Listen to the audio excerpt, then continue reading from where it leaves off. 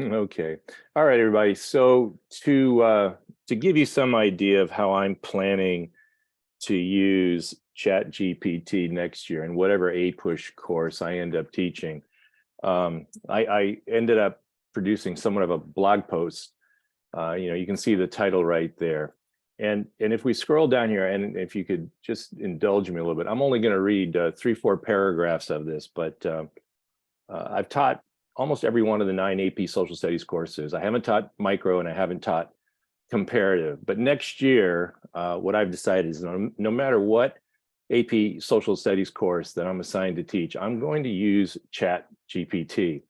And I'm going to use it specifically to create those 6 different things that you can see there: study compendiums, multiple choice tests, SAQ, LEQ questions, what I call FRQ scoring activities, end of year reviews, and then this big one down at the bottom, project-based learning opportunities. If I could, I'm just going to read a couple more. Now, each of these I've designed with 2 goals in mind. Above all else, what I'm thinking here is that this kind of work will help bend the stubborn student success curve, meaning that I'm really hoping that more students than ever will, with these materials, be able to excel academically without causing them to feel any more stress and anxiety than they currently do. So it's not as if I want to put more work on them.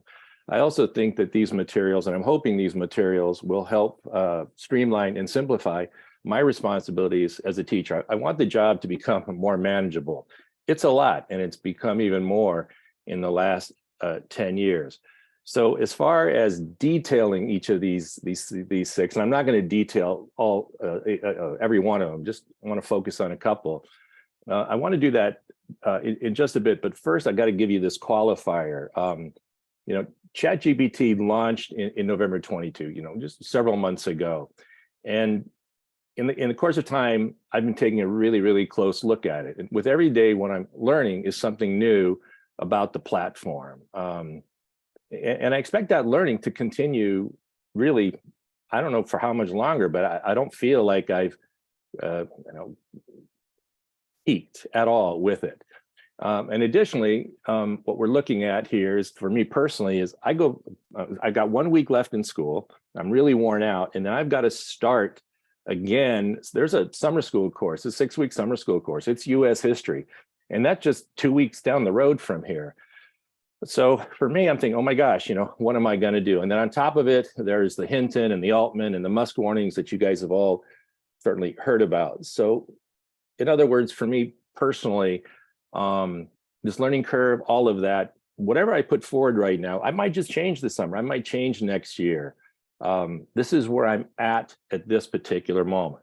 So to go back here, what I want to do is I'm just going to jump into the deep end of the pool and share with you my Chat GPT produced end of unit study compendiums. So this is going to be something brand new for me. And I sort of stumbled into this talking with my team, my mentors. I didn't even really understand what the term meant up until about 2-3 weeks ago. But the way we're defining it, it refers to a learning tool that seeks to offer students a condensed and well-organized source of knowledge, facilitating the review and comprehension of essential concepts, theories, and findings relevant to their studies. So a lot of words there, but what are we talking about? And that number 1 there is the important thing. Each of these study compendiums, I'm going to do it for Unit 1 if I teach AP Gov, AP US History, Human Geo, whatever the course is. It's going to consist of me going to ChatGPT and saying, for each of the topics in that particular unit, I want you to create for me basically an outline of a lecture that a really good APUSH teacher or an AP Econ or whatever the case might be, AP Social Studies teacher would give. I want those notes to be written from the standpoint of a really, really good student.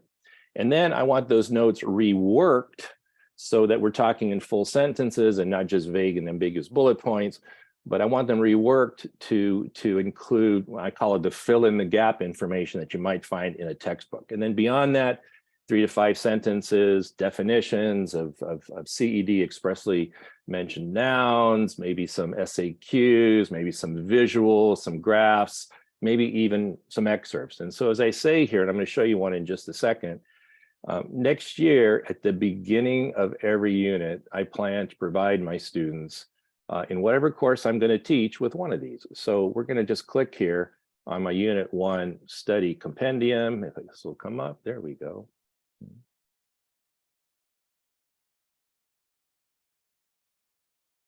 And there it is. Okay. So AP Gov, I've taught AP Gov for many, many years. That first unit is entitled The Foundation of American Democracy. I think it says American Government, actually. And so now we're looking down here, and here are the notes. So this has been all Chat GPT produced. Topic 1, Foundation of the American Government. So as I create these notes, here are the key concepts.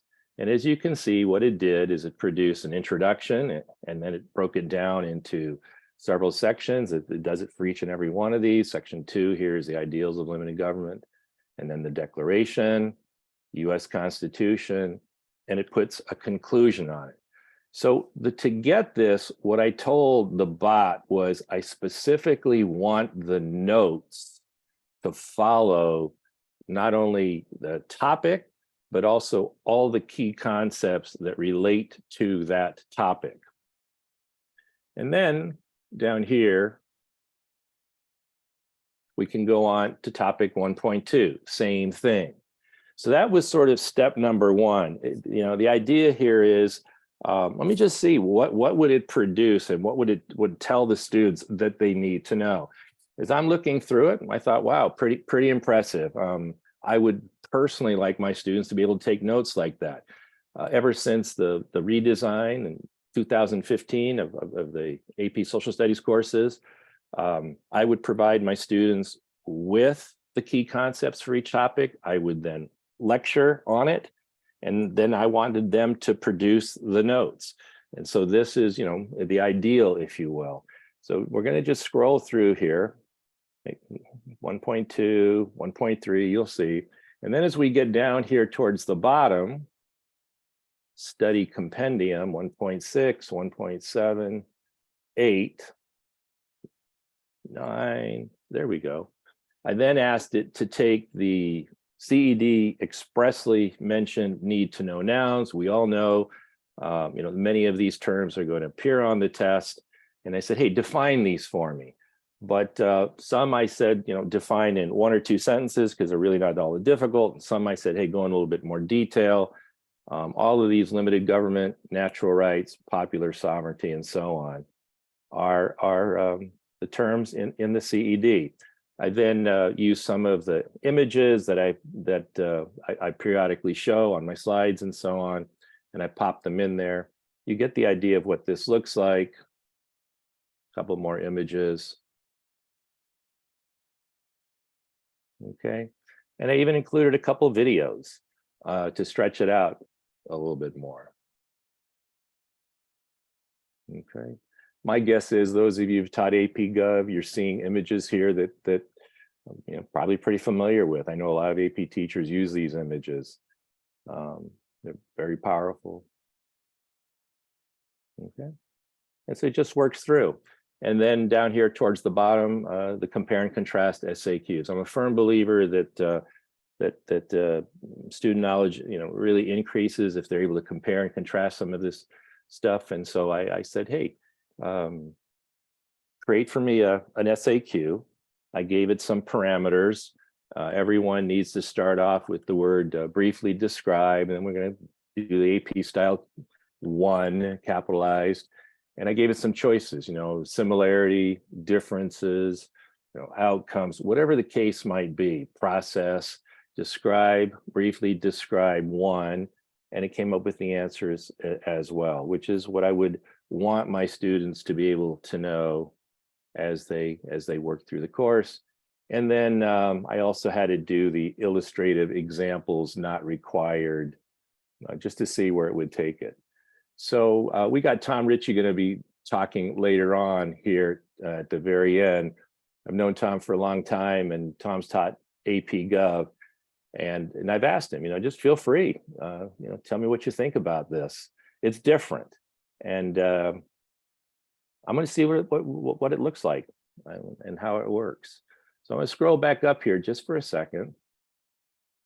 And so we're going to take a look here. The purpose is to offer students a condensed and well-organized source of knowledge, facilitating their review and comprehension of essential concepts, theories, and finding. But when it comes to the subject like AP Gov, what I want to do, where did I put it down here? Sorry, right here. When I'm done teaching the concept like I normally do, the topic like when I normally do, I want to ask the students, did the slideshow, because I teach from slideshows, did they mention anything about the topic that wasn't mentioned in the notes? And then I'm going to ask them, did the notes mention anything about the topic that wasn't mentioned in the slideshow? Did you notice anything in the slideshow that you think isn't true or correct? And did you notice anything in the notes that you think isn't true or correct? So then prior to giving my students the Unit 1 progress checks, which all of us who teach AP Social Studies I'm sure are familiar with, I plan to have the students work in groups to review each of the ChatGPT produced the definitions. And then I'll have the students look over the AP style SAQs and ask, hey, are those answers correct? I'm hoping that all of this will reinforce student understanding of the material, blah, blah, encourage critical thinking, and again, bend the stubborn student success curve. And I won't really know till I give it a shot, but that's how I want to do it. I want to get my students to learn what they need to know in as little time as possible, because I firmly believe that what we need to do is to make room in AP for PBL. That's what I believe. I believe that's in the best interest of students today. I know College Board agrees with me on that. They said so. That comes from the very top. And I want to find that time. And so anything that I can do to get students to learn what they need to know as quickly as possible, do well on the test, and carve out for me time where I can then, hey, provide the students with some opportunity to try to solve some real world problem, a civic action project that is taken seriously and seriously tries to affect policy, change the world for a better. That's what I want to do as a teacher. And so those are my, that's the study compendium. And now, if we could, and I realize that's a lot there, and I jump both feet into the deep end on it. I know there are a lot of thoughts about it. I've already had a number of teachers say, wow, that's great, I plan to do it. And I've had a number of teachers say, oh my goodness gracious, I'm not so sure about this at all. Looking forward to hearing what Tom and others might say about it. Other than that, I produced a number of AP style MCQs, multiple choice questions. I've really found it kind of amazing what ChatGPT can do with that. We've all been so reliant on College Board to provide us with a bank of multiple choice test questions. I'm a big fan of AP Classroom and their college, the provided for test questions, but sometimes it's a little frustrating because of all the conditions placed on it, the security and so on. And I want to give my kids a lot of opportunity to practice, and I want to send it home with them. And so this gives me an opportunity to do that. It says here, greatly expand the range of available questions. Is it perfect? No, but I have found that, if you tweak it and you give it some specific instructions, if you ask it, if you copy and paste into the chat box, a number of questions that you would find in the CED, excuse me, and you say model the MCQs that you're creating now, model them after what's in the CED, the quality kicks up. And how far that goes, well, experiments, sometimes they come up a little short. Sometimes, boy, it's a real nice match. So just something else you can do with ChatGPT. So you can see there, I've produced them with stimulus base. I'll just show you what they look like here for a second.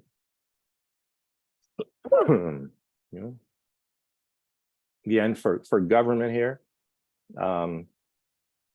excerpt I said, hey, put in some excerpts for Unit 1. I might have said for Federal's number 10. Recently, I went back and I said, I want a longer excerpt, and it was able to do that. And then you have your questions down here, just like that. So, yeah. Again, so Peter, can I ask a question? Can I jump in here? Of course. So, I kind of think that the students watching videos, the students reading the book, the students actually taking notes themselves, that's what they traditionally do during class time. How are you sure that the PBL experiences they're going to get in your class are going to cover all the content? What is it they'll actually do every day in your class? Well, it's a great question, Scott. I mean, this is what we're all going to find out. My kids were already doing this before I moved this forward. They were already thinking, oh, we're going to have to learn this. Let me see what ChatGPT says. And they would come and they'd tell me about that, which is kind of interesting. So I know that doesn't answer your question. The question was, what are we going to do with PBL? Is that, and how does PBL get? What are you doing with your class time? Take me through a day in your class, and how has ChatGPT kind of saved you time, saved the students time? I didn't understand the question. Yeah, I'm still going to teach the course the same way that I've always taught it. I have slideshows.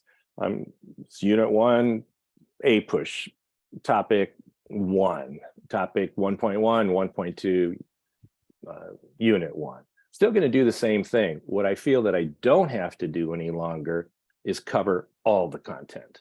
I feel like there's certain topics that we all know just aren't as important as others. And if students have something like this, what I'm hoping is, that they can kind of learn that on their own, just to a greater extent. And then I can focus on the topics that are more difficult to understand and require more opportunity for deeper learning. And that means some kind of activity or something. And it could be PBL, or it could be just a day-long activity, but that's what I'm hoping for. Nice.